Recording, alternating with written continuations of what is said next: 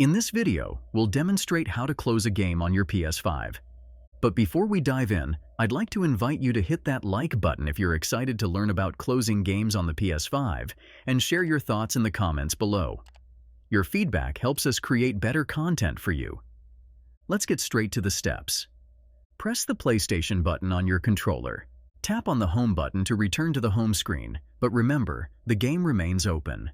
To fully close the game, open the Control Center by pressing the PlayStation button again. Navigate down to the switcher and click on it. Find the active game you want to close under Active. Press the Options button, which looks like 3 lines. Choose Close Game from the options presented to close it. Alternatively, return to the home screen by pressing the Home button.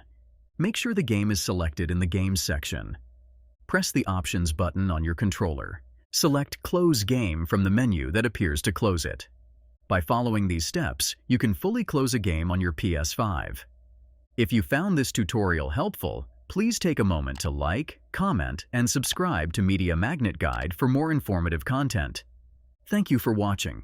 For additional tech tips, visit mediamagnetguide.com.